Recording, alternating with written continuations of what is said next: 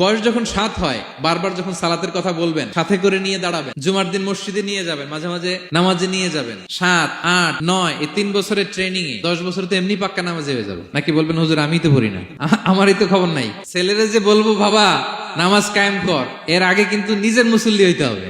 নামাজের ব্যাপারে no consideration, কোনো ছাড় নাই। সালাত আপনাকে পড়তেই হবে যে কোনো পরিস্থিতিতে। এজন্য 7 বছর বয়স থেকে বিশ্বনবী ওয়ার্নিং দিতে বলেছেন।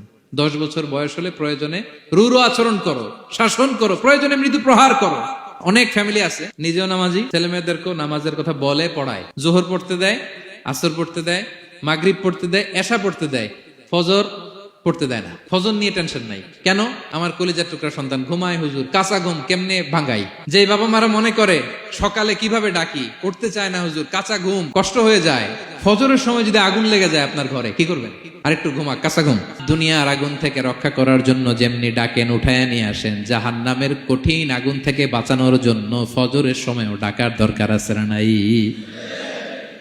দুনিয়ার আগুনের চেয়ে কমপক্ষে 70 গুণ বেশি তেজওয়ালা। বিষ্ণু বলেন নারুকুম তুকিদুন, যে আগুন দিয়ে কিচেনে রান্না করো, জাহান্নামের আগুন কিন্তু এই আগুন নয়। জাহান্নামের আগুন দুনিয়ার আগুনের চাইতে কমপক্ষে 70 গুণ বেশি তেজওয়ালা। তাহলে ফজরের সময় ডাকবেন তো ছেলে মেয়েকে, হ্যাঁ নিজেও পড়বেন, ছেলে মেয়েদেরকেও ডাকবেন। আকিমিস সালাহ।